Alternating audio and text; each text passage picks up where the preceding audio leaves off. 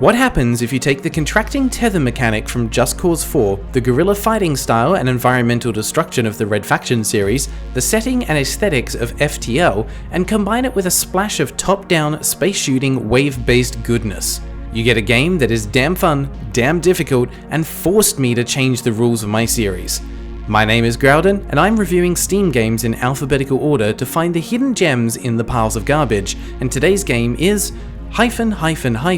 red tether greater than, or red tether for short. Let's begin. There's a lot I want to talk about with this game, so let's start with the basics. Red Tether is a top-down space shooter roguelite where the core gimmick is that you have no weapons, or at least not traditional ones. Your enemies will have plenty of lasers, homing missiles, exploding mines, hard light swords, and all manner of elemental weapons to make your day miserable. On the other hand, you have a few pairs of contracting tethers, a regenerating shield, and a decently sturdy ship. And you've been assigned to the mission of taking down the High Commander, the biggest, baddest, and most powerful ship in the Contemptor army. Yes, the enemy is an alien race called the Contemptors. As cool sounding as it is, how would you simply not wake up in the morning, look at the military your race is building and think, are we the baddies? As the daring pilot heading into enemy territory, you're actually not physically in the ship, only your mind is, and should you die, you can just be uploaded into another ship and try again. And you know what? I actually appreciate the fact that they've addressed the roguelite mechanic of death and rebirth through the setting. So, how does gameplay work? Welcome to the hub area, a safe zone that gives you a space to test out the abilities at your disposal. Starting with the basics, your harpoon tethers. These come in pairs and are used to link any two objects together. Once attached, they will begin to retract, which can be used to smash ships into asteroids, or ships into mines, or ships into shrapnel, or ships into explosives, or ships into other ships. You get the picture. If tethers are attached to the turrets on the outside of the ships, they can be torn off to deal massive damage and then flung right back at said ship to add some additional injury to the insult. If you fire a single tether, the other end remains attached to your ship. This allows you to contract the tether to pull objects towards you, or to launch yourself at or around objects to build up speed, avoid incoming projectiles, and even crash through enemy ships at high speed, dealing massive damage to them. I never fully mastered these movement mechanics, and that was okay. I still made it to the end of the game despite this. So, with the basics down, we can head over to this launcher to head off into the fray. And as we do, can we just take a moment to appreciate the music and sound design?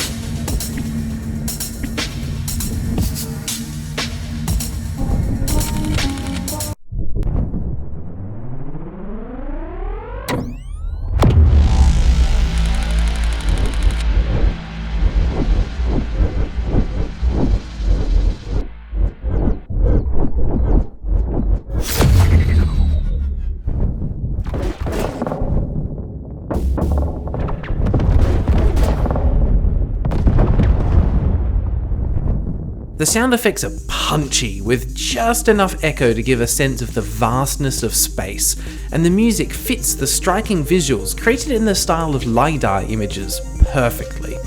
Side note, the visuals remind me of the Virtual Boy games, the failed 3D gaming headset device from Nintendo. I was lucky enough to get to use one of these as a child, but let's be honest, there's a good reason the headset was a flop.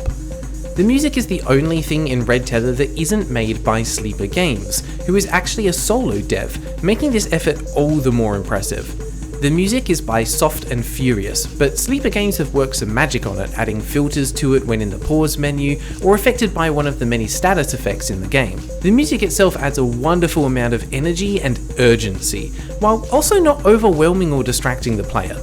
It gets the energy and adrenaline pumping without overstaying its welcome, with the exception of some of the longer boss fights.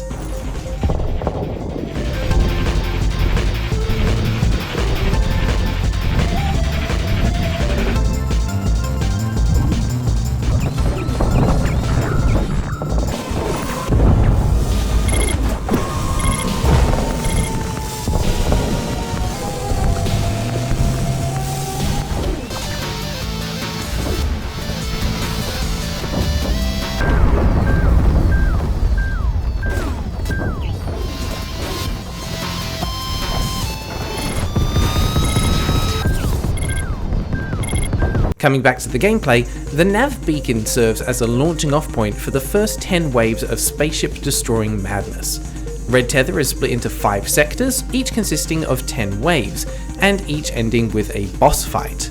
There are quite a few elements of randomness here, in true roguelite fashion, to prevent any 2 runs from being the same.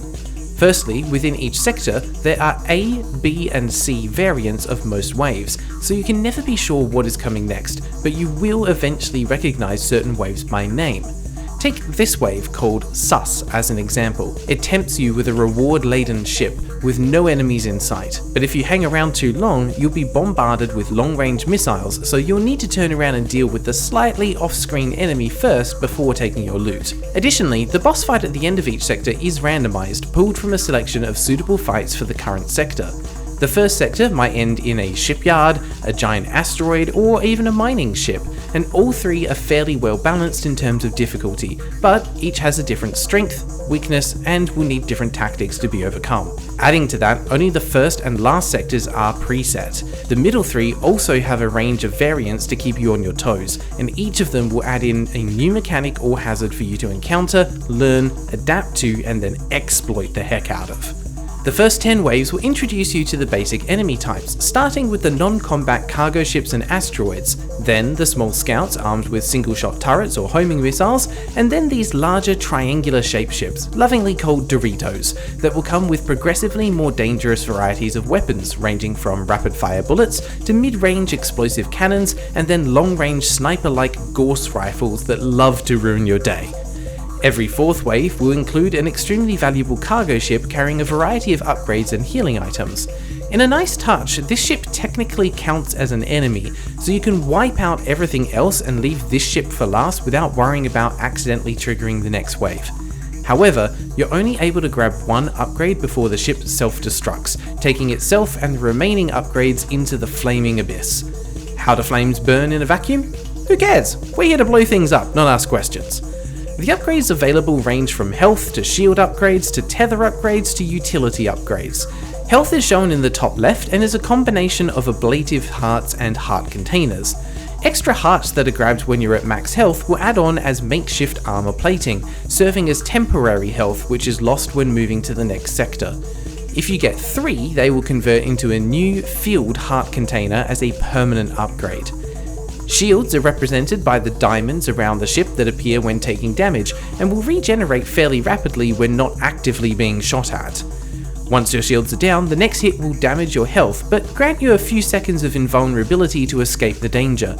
This gives you a good chance to avoid further damage, but in the later levels that are filled with chaos, you may find yourself taking damage back to back if you're particularly unlucky, or just bad at the game like me. Finally, the upgrades themselves include things like increased tether range or contraction strength, increasing shields when taking damage, the ability to stun turrets or even convert harpoons into flares that distract mines and missiles. I've been mostly positive about the game so far, but this is one area that I feel could use some tweaking, as some of the upgrades feel much more powerful than others. Shield upgrades, tether range increases, and movement speed increases all take high priority when they are available, and not receiving any of these on a run could spell disaster, as you simply won't be equipped to deal with the onslaught. Most upgrades can be stacked to increase their benefits, but there are diminishing returns, especially considering that having a wider variety typically leads to better survival odds.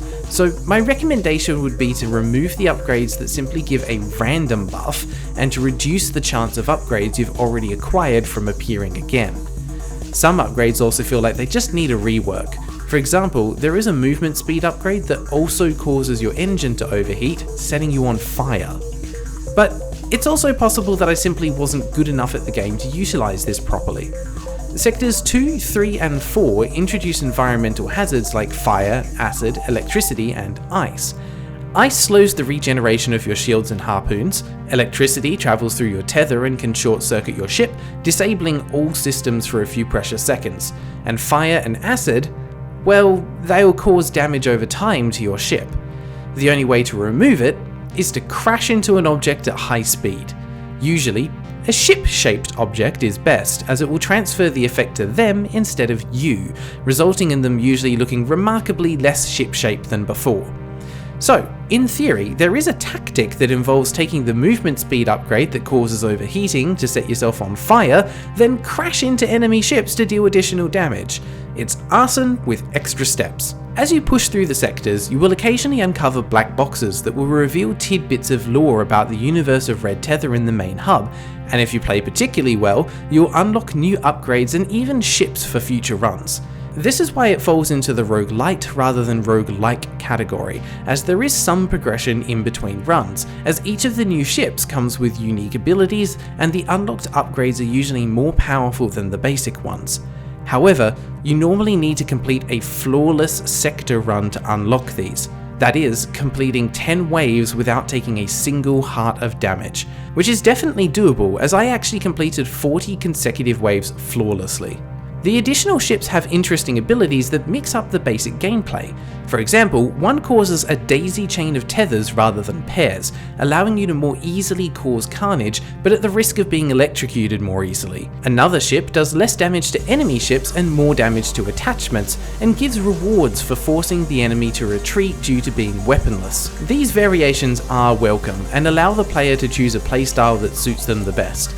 My preferred ships were Plush Revolver, a glass cannon ship with reduced health but greatly increased tether power and range, and Songbird Techno, which gives you 2 random upgrades at the start of your run, effectively allowing you to restart over and over until you find 2 upgrades you're happy with and begin the run with a head start. So, how did my journey go? My first run ended at wave 19, where I was obliterated by rapid fire guns and homing missiles. My second run made it past the second sector and into the third, where I was overwhelmed by the electricity attacks on wave 21. The third attempt made it to wave 30. Each attempt I learned new mechanics, adapted to them, and slowly pushed on further and further. One live stream filled with encouraging onlookers that still resulted in failure sadly, and over 40 hours of playtime later, I reached the final boss. It uses upgraded versions of most of the weapons you've seen so far, and has a metric butt-ton of health to boot. And it destroyed me. So, I picked myself up, dusted off the remains of my ship, and went again. And I got so damn close. Look at that HP bar. Sadly, this is where I had to call it for the sake of the series. A full run from start to finish can take over 2 hours to complete. So, setting my pride and ego aside, I decided to set the game down there. And I feel comfortable doing so, knowing that I've seen everything the game has to offer. And there is a video on YouTube by someone much better at the game than me, which allowed me to confirm that the only thing after the final fight is a short credit sequence.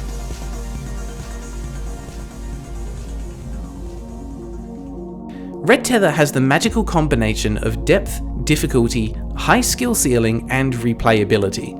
The lore of the game is hidden in black boxes that have a random chance of dropping during any wave, and each will give hints as to the nature of your enemy and the wider world you inhabit. It's the type of game that doesn't hold your hand, but also has a narrow enough focus that you never feel overwhelmed. With every attempt, you will learn something new about the enemy or your own capabilities, and come up with new tactics to use in the next round. Red Tether can certainly be frustrating, but it is rarely unfair. The few times that I felt that it was unfair, in hindsight, it was really because I wasn't paying enough attention to my surroundings, or I wasn't using the movement mechanics to their fullest potential, or I had simply become overconfident and it came back to bite me. And I would say that it's as a result of this that this game really nails the just one more go mindset. You always know what you need to do better next time. Combining that core gameplay loop with the memorable stylized graphics and the kick-ass sound design, and you've got yourself a recipe for success. I'd also like to take a moment to mention that there is a solid options menu that has everything you would need, plus controller support. If you've seen previous videos on this channel, you may have thought I'd forgotten to mention this, but I didn't. I put over 40 hours of time into this game, and at a little under $20, I think it was worth every cent. This game is exactly the type of hidden gem I was hoping to uncover through this series. So with that in mind, my final rating for Red Tether is 2 ships colliding and exploding. Out of 10. Satisfying each and every time. Thanks for watching. Welcome to the end of the video. This is the part where I awkwardly encourage you to like the video and subscribe for future ones. Check the video description for a link to today's game, as well as the ratings for every game featured so far in a fantastic, handy-dandy spreadsheet. Thank you for joining me on this weird gaming adventure through the depths of Steam, and until next time, take care.